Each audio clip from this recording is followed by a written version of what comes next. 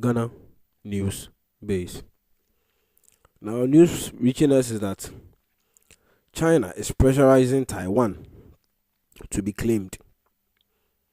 Now, Taiwan, which was at first known as the Republic of China, is being pressurized by the People's Republic of China to submit and be allowed to be claimed by them. But then Taiwan is resisting. Now, pardon me if I don't mention the name well. Tsai Ing-wen. Tsai Ing-wen. That's a Taiwanese politician, legal scholar, attorney, and the current president of Taiwan. The name again is Tsai Ing-wen. Yes, promised on Wednesday to improve national security. Now, cautioning her legislature won't submit to Chinese concealment as Beijing inclines upstream to affirm power over the island. Now, that nation is being run by a lady whose name is Tsai Ing-wen. Now, she says she's going to beef up her security to prevent this from happening. Now, utilizing a National Day discourse to strengthen Taiwan's self-government, which is a system in which the citizens of a country rule themselves and then control their own affairs. Tsai Ing-wen said that the island will utilize all strategies to prevent penetration from different nations. Now, China's increased pressure on Taiwan had tested existing conditions over the Taiwan Strait. However, that Taiwan won't neglectfully incite China. Now, Taiwanese president made that known. Now, China, which claims Taiwan as its domain, has expanded military and political pressure on Taipei. Now, the island this year lost 3 partners who changed diplomatic allegiance to Beijing. So you see, when those guys left from the Taipei side there and then went to Beijing, pow, they lost their lives. Now, and saw its neighbors send planes and fighter jet planes for encompassing drills around Taiwan. Those people, they don't play. You know, all these Chinese people. Yeah. So self-governments are free from external government control or outside political authority. Now, it is the most populous state and the largest economy that is not a member of the United Nations. I repeat, it is the most populous state and the largest economy that is not a member of the United Nations. And this why it is so much of a threat, because they make their own affairs, they make their own rules, and up till now they are thriving and they are existing. So I now understand why China wants to join forces and more or less of capture them so that they can own more of their stuff. It's not just about a matter of land. It's about a matter of economy. You see, now, this self-government alone makes them unique. You get it? It makes them unique. Now, Taiwan is also the 22nd largest economy in the world, and its high-tech industry plays a key role in the global economy. Yes, a lot of things we use right now are from Taiwan. We see made in China, but their origins are from Taiwan. It's just that China is where, the labor and all those stuff are. So that's where most times they organize and assemble the stuff. But most of the know-how, the brains behind it are from Taiwan. I'm telling you, I know what I'm talking about. They create very unique, and they are very good at that. Is more or less of a talent thing. When it comes to this technology, gadgetry stuff, trust me, they are top notch. Now, it is ranked highly in terms of freedom of the press, healthcare. They also ranked for public education, economic freedom, and most importantly, human development. Now, the country benefits from a highly skilled workforce and is among the most highly educated countries in the world. I repeat, it is among the most highly educated countries in the world, with one of the highest percentages of its citizens holding a tertiary education degree. So you see why this country is powerful. You have most of its citizens educated. The same country has most of its citizens being talented in technological, brainwork, gadgetry stuff. The same country is self-governmented. It's self-governmentized, you understand? The same country has one of the highest skilled workforce. And when we say skilled workforce, it's not just the normal labor that you see around that you tell them do this, do that. No, we are talking about skilled workforce. That means it's something that is part and parcel of them. It is part of them as in bone marrow. You understand? It's something that they do. Skilled workforce. And when you have skilled workforce, you know that your production is going top notch compared to just labor force. Labor force is just going to be doing it at a particular rate, and if the labor is not skilled, there can be faults, there can be hitches and stuff. But with skilled workforce, not only are you getting production at the correct rate, you are getting it faster. So what maybe China or other countries will do per hour, because of the skill force Taiwan has, Taiwan will beat them. No, the only way they can beat Taiwan is when maybe it comes to volumes, when it comes to mass production and stuff. But when you are taking every single individual, key to key, pairing them with others, Taiwan is on top. Now, this has been part of the reasons why not only China but several territories around them have tried claiming them, and the fact that they are also an island makes them very unique. Now, Taiwan, as we all know, is also part of those Asian countries who, they all look the same, probably speak the same language and stuff.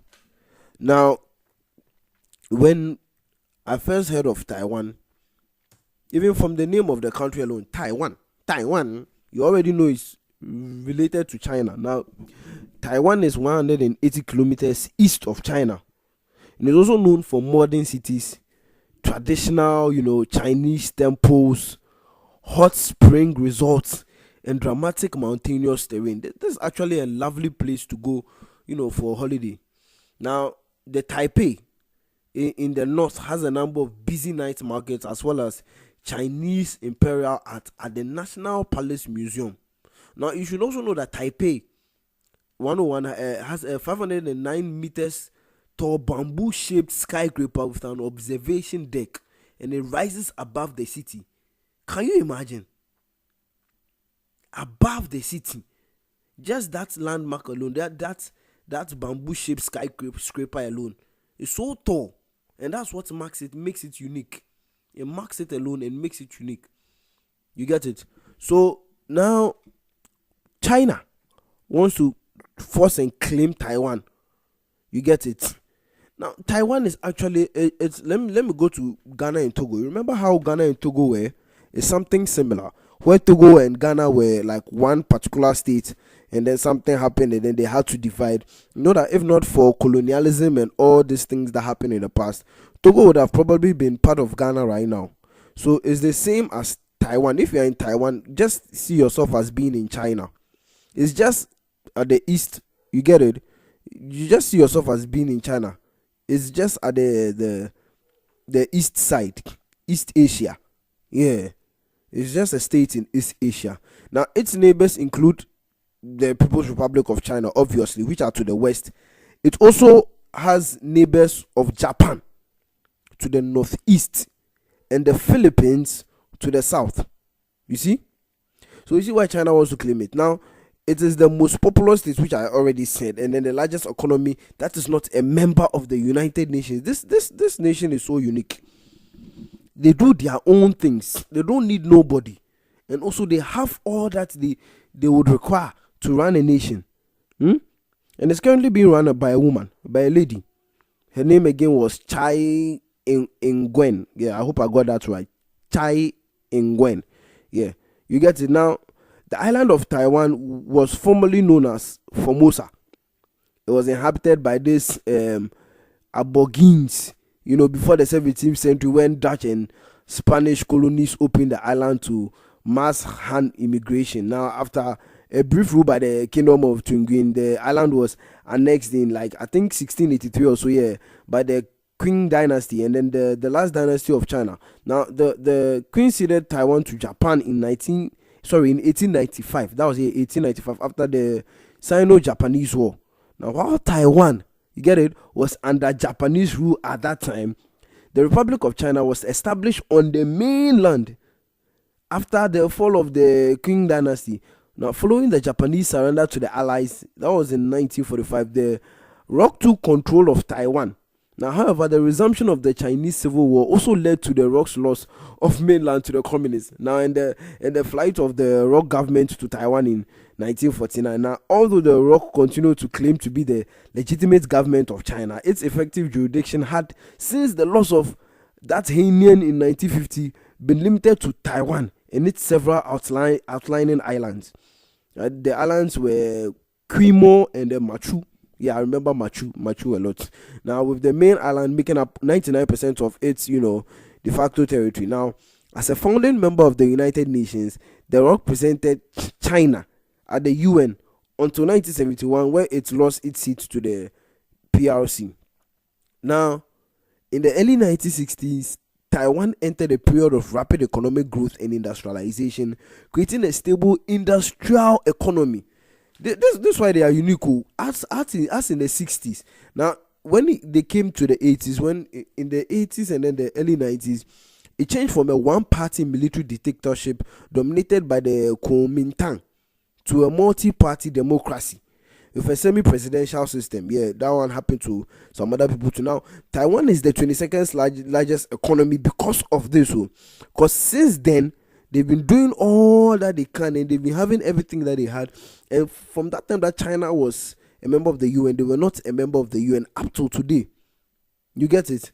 And funny enough, their high-tech industry plays a key role in the global economy, in the whole world. It is ranked highly in terms of all these things.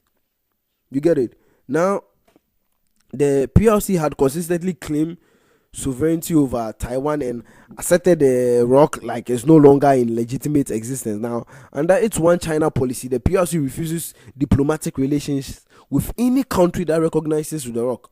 Now, today, 17 countries maintain official ties with the ROC, but many other states maintain unofficial ties through representative offices and institutions that function as de facto embassies and consulates. Now, although Taiwan is fully self-governing, most international organizations in which the PRC participates either refuse to grant membership to Taiwan or they will allow it to participate only as a non-state actor.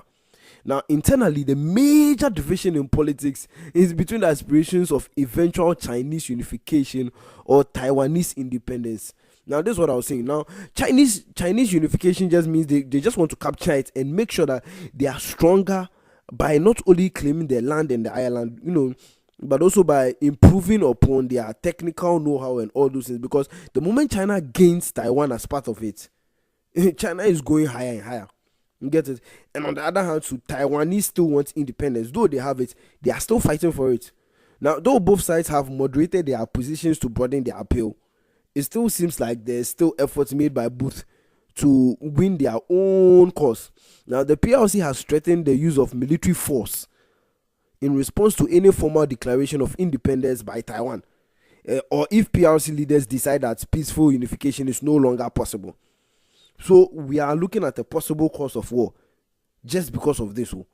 The PRC and the ROC standoff dates from the Chinese Civil War, and has extended through the first, second, and third Taiwan Strait crisis to today.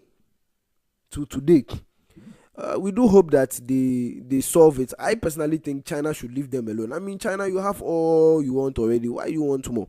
But anyway, what do I know? I better keep my mouth shut before these Chinese people come here right now. These people in China, you can't play with them like that.